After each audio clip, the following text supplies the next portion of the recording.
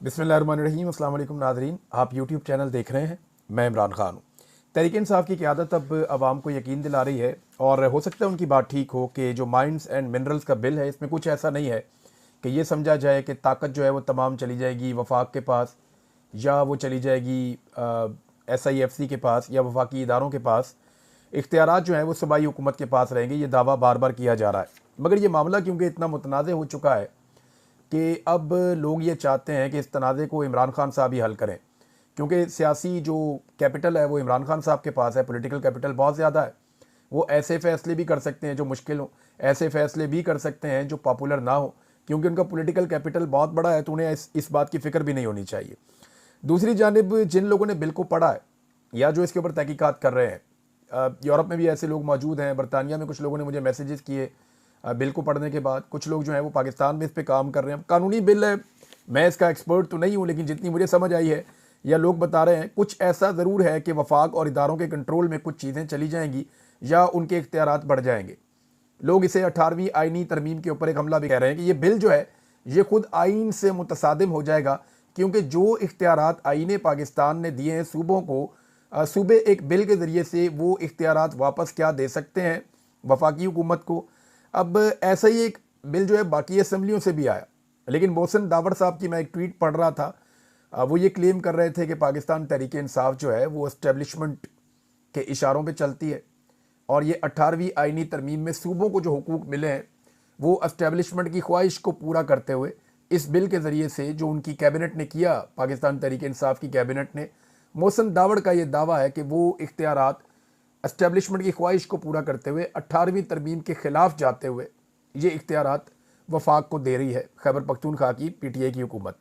लेकिन मोहसिन दावड़ साहब ने ना तो पंजाब के बारे में ऐसी कोई बात की, जिन्होंने अपनी बेशुमार ज़मीनें दी हैं SIFC के तहत, यहाँ पे भी जो सूबाई इख्तियार है। इसके बाद जो नहरों वाला मामला है, इस पर भी मैंने उनकी खामोशी देखी।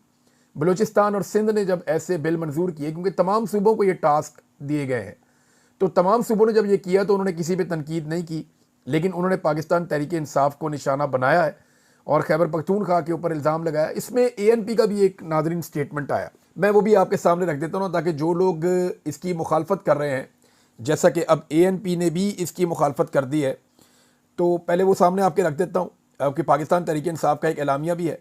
मिनरल्स एंड माइंस बिल को अमरीकी कंसल्टेंट्स ने तैयार किया है। ANP ये कह रही है कि क्योंकि अमेरिकन ने यहाँ पे आके आपके मादनियात के ऊपर कंट्रोल लेना है, तो उनके कहने का मतलब ये है कि अमेरिकन कंसल्टेंट्स हैं जिन्होंने इस ड्राफ्ट को तैयार किया है, वो कॉन्फ्रेंस में भी मौजूद थे। महकमे ने खुद इस पर 73 और मिनरल्स एंड माइंस एसोसिएशन ने 47 एतराज़ात उठाए। पहले से इसका जामे कानून मौजूद है, नए कानून की ज़रूरत ही नहीं है। अवामी नेशनल पार्टी ने माइंस एंड मिनरल्स बिल को मुस्तरद कर दिया है। ANP भी जनाब इसके खिलाफ आ गई, बहुत सारे और लोग खिलाफ आ गए। पाकिस्तान तहरीक इंसाफ के सोशल मीडिया ने बड़ा जोर लगाया और बिल आखिर पाकिस्तान तहरीक इंसाफ का एक एलामिया आ गया है। एलामिया क्या कहता है, लुब्बे लुबाब उसका मैं आपको बता देता हूँ कि Khyber Pakhtunkhwa mines and mineral bill Tehreek Insaf का एलामिया जारी। बिल इमरान खान से तफसीली मुशावरत, बाकायदा इजाज़त और एतमाद में लेने के बाद ही असम्बली से मंजूर करवाया जाएगा। बिल में सूबाई खुद मुख्तारी, हकूक और मादनी वसाइल वफाक, SIFC या किसी भी वफाकी इदारे को मुंतकिल करने की कोई शिक शामिल नहीं है। देखिए, एक चीज़ ज़रा थोड़ी सी मैं पाकिस्तान में जो नादरीन सुन रहे हैं या पाकिस्तान से बाहर सुन रहे हैं, मैं उनको बताना चाहता हूँ। मैं अब जो बात कहने लगा हूँ इसका बोझ बहुत ज़्यादा है, लेकिन आपको समझाने के लिए ये बोझ मुझे उठाना पड़ेगा। ये जो 26वीं आइनी तरमीम आई है, ये किस लिए आई है?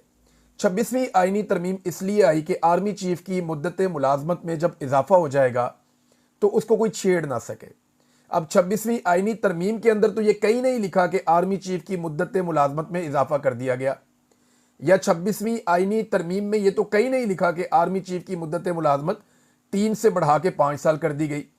लेकिन इस तरमीम के नतीजे में उन तमाम चीज़ों का बंदोबस्त कर दिया गया कि अगर सादा अक्सरियत से भी आर्मी चीफ की मुद्दत मुलाजमत को बढ़ा के 5 साल कर दिया जाए तो ये रिवर्स ना हो सके, तमाम चीज़ें कंट्रोल हो जाएं। अब कैसे, मैं आपको बताता हूँ। आईनी अदालत बना के अपनी मर्जी के जजेस बिठा दिए गए, एस्टेब्लिशमेंट ने अदलिया पे पूरी तरह कंट्रोल कर लिया। पहले से जो है वो कंट्रोल किया हुआ है पार्लियामेंट के ऊपर।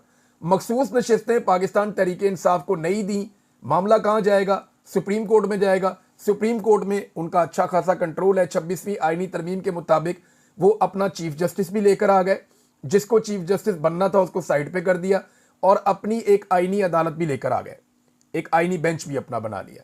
तो इस तरह एस्टेब्लिशमेंट ने पूरा कंट्रोल कर लिया। और जब पूरा कंट्रोल हो गया, क्योंकि अदालत ने ही चैलेंज होना था ना जाके कि आर्मी चीफ की मुद्दत मुलाजमत जनाब नहीं हो सकती 3 साल से ज्यादा, इसको 3 साल पे रोक दें, तो अदालत ने रोक देना था। तो अदालत का बंदोबस्त पहले कर लिया गया, आईनी बेंच बना दिया गया, और असेंबली के जरिए से ये कानून वापस ना हो जाए इसका बंदोबस्त करने के लिए तहरीक इंसाफ की मखसूस नशिस्तें भी रोक ली गई। अब वो मखसूस नशिस्तें लेने के लिए भी अदालत में जाना है, वहां पहले ही कंट्रोल है। तो 26वीं आईनी तरमीम ने वो सारा माहौल बना दिया कि अब अगर आर्मी चीफ की मुद्दत मुलाजमत में तोसी कर दी जाए तो कोई उसको रिवर्स ना कर सके। लेकिन देखिए, एक मनसूबा इंसान बनाता है, एक मेरा रब बनाता है, और मेरे रब के मनसूबे को कोई नहीं रोक सकता। मेरा रब जानता है कौन कब तक है। अगर इस आर्मी चीफ को यहां पे रहना है 2032, 33 तक, 35 तक भी, तो मेरा रब रखेगा। और अगर मेरे रब ने यह फैसला किया कि नहीं रहना, तो फिर नहीं रहना। ये तो मेरा रब जानता है ना कौन कब तक कहां रहेगा। इमरान खान ने कितनी देर जेल में रहना है, ये तो फैसला मेरा रब करेगा। जिस दिन मेरे रब ने फैसला किया वो बाहर आ जाएगा, वो बाहर आ जाएगा, इनके बीच में से गुजर के आ जाएगा, और ये सब मिलके उसको नहीं रोक सकेंगे। ये बात मैंने भी, जब मैं कैद में था ना, लापता मुझे किया गया था, मैंने वहां कही थी। मैंने कहा जिस दिन मेरा रब चाहेगा मैं तुम सबके बीच में से गुजर के बाहर चला जाऊंगा और तुम देखते रह जाओगे, मुझे नहीं रोक सकोगे। तो उन्होंने कहा फिर तुम हमसे लड़ते क्यों हो? मैंने कहा जी वो तो मेरे रब ने कहा है कोशिश करते रहो। तो इसी तरह इमरान खान भी कोशिश कर रहा है, उनके लोग भी कोशिश कर रहे हैं कि इमरान खान को बाहर लाया जाए। कोशिश करना फर्ज है, लेकिन मर्जी जो है वो हमारे रब की चलती है। अब नाज़रीन, ये पाकिस्तान तहरीक इंसाफ ने कह दिया, और ये सोशल मीडिया की ताकत है। देखिए, बड़ी खामोशी से कैबिनेट से ये चीज़ पास हो गई थी, और बड़ी खामोशी से ये चीज़ असेंबली से भी पास हो सकती थी। लोग तवज्जो भी नहीं देते ऐसे बिल्स के ऊपर, इन चीज़ों के ऊपर। लेकिन क्योंकि ये सोशल मीडिया पे आया, डिस्कस हुआ, तो सोशल मीडिया ने अपनी ताकत दिखाई, और वाकई सोशल मीडिया में ताकत है। नजम सेठी साहब ने इस बिल के बारे में एक बात उन्होंने भी की है। उन्होंने कहा मादनियात बिल वफाकी हुकूमत का प्रोजेक्ट है, और SIFC जो है इसमें दाखिल हो गई है। अगर कोई बड़े ज़खायर निकले तो वफाकी हुकूमत कहेगी ऐते साडे ने, कि ये जो वसाइल हैं, ये जो निकले हैं बड़े ज़खायर, ये हमारे हैं। बड़े प्रोजेक्ट्स पर काफ़ी पाबंदियां लगा दी गई हैं, जिसकी वजह से लोकल लोग इसमें आ ही नहीं सकते। ये जनाब नजम सेठी साहब ने भी इसके ऊपर एक क्लेम किया है। तो ये मामला अब आगे बढ़ेगा, इमरान खान साहब के पास जाएगा। कैसे जाएगा? इमरान खान साहब को किस तरह ब्रीफिंग दी जाएगी? अब नेक्स्ट वीक में ये होना है। मंगल को मुलाकात वाला दिन है, मुमकिन है मंगल वाले दिन इमरान खान साहब को, हो सकता है अली अमीन गंडापुर साहब भी चले जाएं दोबारा मिलने के लिए, और इमरान खान साहब से अप्रूवल लेके बाहर आकर कहें जी खान साहब ने कह दिया है बिल पास कराओ। लेकिन लोग ट्रस्ट नहीं करेंगे। अब कोई ऐसा बंदा ले जाना पड़ेगा जिसपे लोग ट्रस्ट करेंगे, भी ये बंदा गया ना, ये बंदा बाहर आके ये बात कह रहा है, तो फिर हमें ट्रस्ट है। अब ऐसा बंदा कौन हो सकता है? साहबजादा हामिद रजा साहब पे लोग यकीन करते हैं, उमर अयूब साहब पे भी लोग यकीन कर लेते हैं, और कुछ हद तक लोग जो हैं वो सलमान अकरम राजा साहब पे भी लोग ट्रस्ट करते हैं, वो जो बात करते हैं लोग उस पर यकीन करते हैं। लेकिन अलीमा खान साहब अगर जाएंगी, या अल्लामा राजा नासिर अब्बास साहब, ये दो ऐसे लोग हैं कि, या महमूद खान अचकजई साहब, ये इस तरह के लोग हैं कि अगर ये बाहर आकर कह दें कि इमरान खान साहब ने कहा कि बिल जो है उसके ऊपर अब दस्तखत कर दिए जाएं या उसको मंजूर करवाया जाए, तो फिर ये बिल बड़े आराम से मंजूर हो जाएगा। अब देखना ये कि इमरान खान साहब को अंदर मालूमात पहुंचाई क्या जाती हैं, और अंदर से अहकाम जो बाहर आते हैं वो क्या होते हैं, और इसके अंदर कोई दो नंबरी की जाती है, या ये मामला ठीक तरीके से चलेंगे। जुनेद अकबर साहब, इन्होंने बड़ी साफ साफ कुछ बातें की हैं स्वात में खड़े होकर। याद रहे कि स्वात जो है वो जुनेद अकबर साहब का अपना इलाका भी है, और अपने इलाके में जब आदमी बात करता है तो बड़ा खुलकर बात करता है, और अवामी जज्बात की उन्होंने तर्जुमानी की है।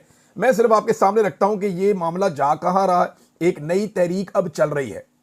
मैं पिछले वीलॉग में आपको बता चुका हूं कि नौजवान तहरीक को अपने हाथ में ले रहे हैं। अब तहरीक का ज्यादा कंट्रोल नौजवानों के पास होगा। ये लोग आ तो जाएंगे एहतजाज करने के लिए, लेकिन नौजवान अब इनको वापस नहीं जाने देंगे, क्योंकि तहरीक का कंट्रोल अब ज्यादातर नौजवानों के हाथ में जाने वाला है। इसमें जुनेद अकबर साहब कहते हैं मैं इदारों के बड़ों से नाराज हूं, क्योंकि ये आज यहां हैं और रिटायरमेंट के बाद कनाडा ऑस्ट्रेलिया में होंगे, और लेकिन मैं इदारों को ओन करता हूं क्योंकि ये मेरा मुल्क और मेरे इदारे हैं। इमरान खान 3 नस्लों का लीडर है। आप तो क्या, तुम्हारा बाप भी इमरान खान को ख़त्म नहीं कर सकता। जिस दिन हम दरमियान से हट गए और ये नौजवान हमारी जगह आ गए, तुम बर्दाश्त नहीं कर सकोगे, हम आपकी FIRs और जेलों पर थूकते हैं। यह भी कहा जुनैद अकबर साहब ने। हम इदारों के साथ बातचीत की ख्वाहिश रखते हैं, लेकिन इसे हरगिज हमारी कमजोरी मत समझो। हम सिर्फ क़यादत के हुक्म की वजह से पुरअमन हैं, वरना ये जो तुम 9 मई का ड्रामा करते हो, इस दफा हम निकले तो आपको हम मुजम्मत के काबिल भी नहीं छोड़ेंगे। ये भी जुनैद अकबर साहब ने कहा। उसके बाद उन्होंने कहा कि एक पुरअमन एहतजाज पर गोलियां चलाकर भागने का ताना देने वालों, तारीख गवाह है कि कब कौन भागा और कैसे भागा। हमें मुताला पाकिस्तान ना पढ़ाएं, हमने वो मुताला पाकिस्तान पढ़ी है जो इमरान खान ने पढ़ाई है। जुनैद अकबर साहब ने काफ़ी सख्त तकरीर की है। मुराद सईद साहब ने भी कुछ स्टेटमेंट बोलेंगे। मुराद सईद साहब अब खुलकर सामने आए हैं और बड़ा शानदार उन्होंने एक ट्वीट भी किया है, और कई लोगों को पार्टी में भी मुराद सईद साहब से जलन महसूस होती है। ये मैं समझता हूँ इस बात को, और मेरी क्योंकि बातचीत होती रहती है मुख्तलिफ पॉलिटिकल पार्टी के लोगों से, यानी PTI के लोगों से भी होती है, PMLN के लोगों से भी होती है। हर पार्टी में ऐसा होता है, पीपल्स पार्टी में भी होता है कि एक प्रोफेशनल जेलसी होती है लीडर्स के बीच में कि वो आगे निकल रहा है, मैं पीछे रह गया हूँ, लोग उसको ज़्यादा प्यार करते हैं, या मेरा लीडर उसको ज़्यादा प्यार करता है, या वो मेरे से आगे कैसे जा सकता है, मेरे बाद आया। ये चीज़ें होती हैं। पाकिस्तान तहरीक इंसाफ में मुराद सईद से सारे तो खुश नहीं है, लेकिन सब पॉलिटिक्स में मेहनत करते हैं, तो मुराद सईद को अल्लाह ताला ने वो मुकाम दिया है जो बाकियों के पास नहीं है। अब मुराद सईद की जो ताकत है वो एक्चुअली वो नौजवान है जो इमरान खान के नज़रिए पे खड़े होकर मुराद सईद के साथ मिलकर एक लंबी जद्दोजहद करते रहे हैं, और इन लोगों ने अपनी जवानियां इस काम पे लगाई हैं। तो ये सारे अब एक्टिव हैं, और यही मुराद सईद की असल ताकत है। मुराद सईद साहब ने क्या कहा, पहले मैं 2 जुमले उनके बताता हूँ, फिर उन्होंने एक ट्वीट किया है बाद में इस प्रोग्राम के बाद। उन्होंने कहा कि गुज़िश्ता 3 दिन से अस्करी ज़राए TV पर ब्रेकिंग न्यूज़ की शक्ल में अपनी मासूम ख्वाहिश का इजहार कर रहे हैं कि पार्टी चेयरमैन और पार्टी ने इस पुरअमन तहरीक की तैयारियों और सोशल मीडिया से लाताल्लुकी का इजहार किया है। लगे रहो, फ़र्क महसूस हो रहा है, बताया था ना, फ़र्क तो महसूस होगा। आपने मैंडेट चुराया, लीडर को नाहक जेल में रखा, खूनी मिलिट्री तरमीम करके अदलिया को यरगमाल बनाया। आखिरी ऑप्शन अवामी एहतजाज था, लेकिन सामने से गोलियां मारी। हमारी ताकत अवाम है, आईन हमारा हथियार भी है और दिफा भी है। हम अपनी इस ताकत के साथ लड़ेंगे। हमारी जंग आईन की बहाली, इमरान खान की रिहाई के लिए है। और मुराद सईद साहब ने लिखा कि फैसला कुन मरहले की तैयारी जारी है। गुज़िश्ता 1 हफ्ते से तहरीक के फैसला कुन मरहले के लिए मोमेंटम बन रहा है। कल पंजाब, सिंध और खैबर पख्तूनख्वा में इमरान खान की रिहाई और रजीम चेंज ऑपरेशन के 3 साल मुकम्मल होने पर एहतजाजी रैलियां निकाली गईं। आप सबसे गुजारिश है कि पार्टी तंजीम की तरफ से जो शेड्यूल जारी होता है इसमें भरपूर शिरकत करें। सूबाई सुदूर से रब्ता करके तैयारी के लिए मजीद इवेंट्स भी ऑर्गेनाइज करें। इसके साथ तालीमी इदारों, बाज़ारों, विलेज काउंसिल्स के जरगों में तहरीक के फैसला कुन मरहले के लिए टीमें बनाने से लेकर काफिलों की रवानगी तक की तमाम चीज़ें फाइनल करने पर काम जारी रखें। फ्रंट से लीड करने वाले नौजवान जो काफिलों के लिए रास्ते क्लियर करते हैं, वो ख़ास तौर पर अपनी टीमों को मोबिलाइज करते रहें। गुज़िश्ता 3 दिन से अस्करी ज़राए TV पर ब्रेकिंग की शक्ल में अपनी मासूम ख्वाहिश का इजहार कर रहे हैं कि पार्टी चेयरमैन और पार्टी ने इस पुरअमन तहरीक की तैयारियों और सोशल मीडिया से लाताल्लुकी का इजहार किया। लगे रहो, फ़र्क महसूस हो रहा है ना, बताया था कि तुम्हें फ़र्क महसूस होगा। अभी तो तैयारी चल रही है, सिंगल डबल ले रहे हैं। जैसे ही पार्टी की तरफ से तारीख आएगी तो पावर प्ले लिया जाएगा। इंशाअल्लाह दहशतगर्द तो हम हैं नहीं, पुरअमन अंदाज में आइन की बहाली और लीडर की रिहाई की तहरीक चला रहे हैं। लिहाजा पावर प्ले में हर वो ऑप्शन इस्तेमाल होगा जो पुरअमन तहरीकों में इस्तेमाल हो सकता है। वक्त आने दे, बता देंगे तुझे आसमां, हम अभी से क्या बताएं क्या हमारे दिल में है। ये एक शेर है, वो उन्होंने पढ़ा साथ। आजकल मुराद सईद साहब बहुत शायरी पढ़ रहे हैं। आई थिंक उनके पास टाइम है जहां वो मौजूद हैं, और अच्छी बात यह है कि उन्हें किताबों तक दस्तरस है। वो बड़ी अच्छी शायरी पढ़ के सुनाते हैं। उन्होंने कहा आपने मैंडेट चुराया, ये वही बात है जो मैंने पहले आपको बताया। उन्होंने कहा जब कॉल दी जाएगी लायामल दिया जाएगा, और ये उसी वक्त होगा। तंजीमी ढांचे की तरफ से जैसे ही लायामल आएगा, इमरान खान के पाकिस्तानियों तैयारी रखो, तैयारी जारी रखो, इंशाअल्लाह फतह आपकी होगी। ये जनाब मुराद सईद साहब ने अब चीज़ें अपने कंट्रोल में ली हैं, और एक शख्स को हमें भूलना नहीं चाहिए, वो डॉक्टर आरिफ अलवी हैं। उनके ऊपर एक नज़र ज़रूर खुली रखें, क्योंकि वो बहुत ज़बरदस्त काम कर रहे हैं। आरिफ अलवी साहब जो हैं वो मगरबी दुनिया का दौरा कर रहे हैं।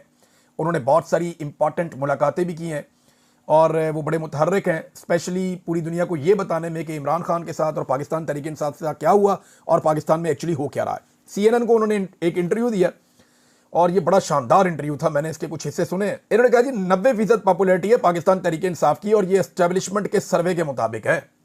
जो एस्टेब्लिशमेंट ने सर्वे करवाया उसके मुताबिक 90% इमरान खान साहब की या पाकिस्तान तहरीक इंसाफ की पॉपुलैरिटी है, और ये हमारे लिए बड़ी हौसला अफजा बात है। इतनी खवातीन कभी मुस्लिम ममालिक में कहीं पे भी बाहर नहीं आई जितनी खवातीन पाकिस्तान तहरीक इंसाफ के लिए बाहर आई, और इनको टॉर्चर किया गया, बालों से पकड़कर घसीटा गया, इन्हें गिरफ्तार किया गया, लेकिन इसके बावजूद उन्होंने हिम्मत नहीं हारी। पार्टी बहुत पुरएतमाद है। इलेक्शन हमारे चोरी हुए, हमारे ऊपर 26 नवंबर का जो कत्लेआम हुआ वो हुआ, 9 मई का फॉल्स फ्लैग ऑपरेशन भी हुआ, लेकिन इसके बावजूद डट कर खड़े हैं और बड़ी हौसला अफजा सूरत हाल है। ये डॉक्टर आरिफ अलवी साहब CNN को बता रहे थे। उन्होंने कहा कि मीडिया इमरान खान का नाम और तस्वीर नहीं दिखा सकता, ट्विटर पाकिस्तान में बैन है, मीडिया कंट्रोल्ड है। हम दो बातें चाहते हैं फौरी तौर पे कि पुरअमन मुजाहिरीन को मारना या उन पर तशद्दुद करना बंद किया जाए और सोशल मीडिया पर पाबंदियां ना लगाई जाएं, तो हालात जल्द बदल जाएंगे। ये बड़ी टेक्निकल बात है। ये दो चीज़ें अगर आप रुक जाती हैं ना, लोगों को आप एहतजाज करने का, बाहर आने की इजाज़त दे दें, आपके लिए आपका आईनी हक है, आप एहतजाज करना चाहते हैं, पुरअमन एहतजाज आप करें, तो पूरे मुल्क का माहौल ही बदल जाएगा। इन हुक्मरानों को छुपने की जगह नहीं मिलेगी, लोग इतना एहतजाज करेंगे और इतने ज़बरदस्त तरीके से, पुरअमन तरीके से निकल के बाहर आएंगे, और उनको जब नहीं मारा जाएगा, गिरफ्तार नहीं किया जाएगा, तो पूरी दुनिया को पता चलेगा कि पाकिस्तान बदल चुका है, बदल रहा है। दबाव बढ़ेगा और आपको इलेक्शन की तरफ जाना पड़ेगा। दूसरा, अगर सोशल मीडिया के ऊपर जो कुछ किया जा रहा है, पाबंदियां लगाई जा रही है, अगर ये पाबंदियां उठाई जाएं, ना लगाई जाएं, तो पाकिस्तान के अंदर जो ओपिनियन है लोगों की वो बहुत खुलकर सामने आएगी, और जो मीडिया को कंट्रोल किया जा रहा है ये भी बड़ी सख्त ज्यादती है। इसी पे डॉक्टर आरिफ अलवी साहब आवाज उठा रहे थे। अब नाजरीन, इसमें एक तो इमरान खान साहब के मुकदमात के हवाले से बड़ी इंपॉर्टेंट खबर है, और ये शेख वकास अकरम साहब ने कहा कि 3 ऐसे मुकदमे हैं कि बाकायदा इमरान खान साहब की जानिब से इनकी दरखास्तें दायर की गई हैं कि जनाब इनको सुना जाए, जल्दी सुना जाए। 3 मुकदमात हैं, इमरान खान साहब ने दरखास्त दायर की हुई है इस्लामाबाद हाई कोर्ट में, लेकिन वहां पे एक चीफ जस्टिस लाए गए हैं डोगर साहब पंजाब से, उनको ला के वहां पे कायम मकाम चीफ जस्टिस बैठाया गया है। मुकदमात लग ही नहीं रहे इमरान खान साहब के। Number 1, Al-Qadir trust case appeal सजा के खिलाफ दायर की गई, नहीं लग रही। अलकादर ट्रस्ट केस जमानत की दरखास्त है, वो दायर की गई, वो भी नहीं लग रही। और ईद से कबल चीफ जस्टिस ने कहा था कि ईद के बाद समाअत मुकर्रर करेंगे, मगर अभी तक उसकी तारीख ही नहीं दी गई। नंबर 3, तोशाखाना केस में बरीयत की दरखास्त है, अब ये दरखास्त दायर की गई जिसकी समाअत 28 जनवरी के बाद से लेकर अभी तक हुई नहीं, 4 महीने हो गए, समाअत ही नहीं हुई। तो ये जनाब पाकिस्तान तहरीक इंसाफ के साथ किया जा रहा है और लगातार किया जा रहा है।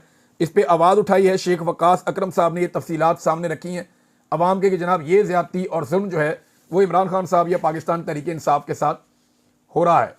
नाजरीन, एक और ख़बर है, और मीना खान अफरीदी साहब ने भी तकरीर की थी, मैं उसका भी जिक्र कर दूं। मीना खान अफरीदी साहब ने जो बातें की हैं, बातें तो उनकी देखें, जब आप जलसे जुलूस में होते हैं तो आप जज्बाती बातें करते हैं, उन्होंने जज्बाती बातें की हैं, लेकिन मेरे दिमाग में फौरी तौर पे चंद सवालात आए, और ये सवालात मीना खान अफरीदी साहब को, सुहेल अफरीदी साहब को और शाहिद खटक साहब को, ये 3 बड़े ज़बरदस्त लोग हैं, इनके अलावा और भी बहुत सारे नौजवान हैं, जुनैद अकबर साहब को, बाकी सबको अपनी पार्टी से ये बातें पूछनी चाहिए और ये सवालात उनके सामने रखने चाहिए कि आपने क्या किया। वो कहते हैं जी अतात आरड़ बेगैरत इंसान, तुम बेगैरत हो, मैंने तुम्हें पहले भी कहा था कि तुम बेगैरत हो, तुम्हारे अंदर रत्ती बराबर भी इंसानियत होती है, गैरत होती है, तो तुम बेगुनाह 9 शोहदा को दहशतगर्द ना कहते, तुम्हारे बाप का मुल्क है जो तुम उन्हें दहशतगर्द कहते हो। ये बात कर रहे हैं काटलिंग वाले हमले की। तो इस पे ना ये सवाल होना चाहिए कि फिर FIR क्यों नहीं दर्ज की गई? अगर तो बेगुनाह लोग शहीद हो गए हैं तो FIR दर्ज होनी चाहिए थी, इंक्वायरी होनी चाहिए थी, सूबाई हुकूमत को ये बात उठानी चाहिए थी। एक कत्लेआम हुआ है, मासूम शहरी शहीद हुए हैं, दुनिया का कोई भी मुहज़्ज़ब मुल्क होगा तो सबसे पहले एक पुलिस रिपोर्ट दर्ज होती है जिसको FIR कहते हैं, फिर तहकीकात शुरू हो जाती हैं। तो आप सूबाई हुकूमत हैं, आप अतात आरड़ को ये तो कह सकते हैं जनाब, आप कहना चाहें तो जलसे में आप खड़े हुए, लफ्ज़ तो अच्छा नहीं, आप उन्हें बेगैरत कह रहे हैं, लेकिन गैरत का सबूत जो है वो सूबाई हुकूमत को देते हुए वहां पे एक FIR कम से कम दर्ज करनी चाहिए थी और मामला आगे बढ़ाना चाहिए था। एक दूसरे को ब्लेम करने से बेहतर है अपने हिस्से की जिम्मेदारी जो है वो जरूर पूरी की जाए। एक चीज और मैं आपके सामने रखना चाहता हूं नाजरीन, हमारे बहुत सारे दानिश्वर जो नवाज शरीफ साहब और जरदारी साहब जब हल्की फुल्की मुजामत करते थे या एक आधी तकरीर या छोटी मोटी कोई बात करते थे, तो हमारे दानिश्वर, हमारे बहुत सारे लोग उसको इनकलाब करार देते थे और कहते थे कि सिविलियन सुपरमेसी के लिए ये बहुत जरूरी है, फौज के कब्जे से इस मुल्क को छुड़ाना पड़ेगा और ये एक जहाद है, एक जिद्दोजहद है, वो इसको ये करार देते थे। अब इमरान खान साहब जब एस्टेब्लिशमेंट के साथ उन्होंने टक्कर ली हुई है तो इमरान खान साहब को वही दानिश्वर सारे मशवरा क्या देते हैं, खान साहब अब एडजस्ट करें, डील करने का मशवरा देते हैं। अपने और अपने लोगों के मौक़िफ़ में लचक पैदा करने का मशवरा देते हैं। ये मुनाफ़िकत नहीं है कि नवाज शरीफ साहब वही काम करें और सही तरह भी ना करें तो इनकलाब है, इमरान खान साहब वही काम करें और एस्टेब्लिशमेंट को मुसीबत डाल दें तो उनको कहते हैं जनाब आप ये ना करें, ये अच्छा नहीं है, आप एस्टेब्लिशमेंट के साथ चल लें।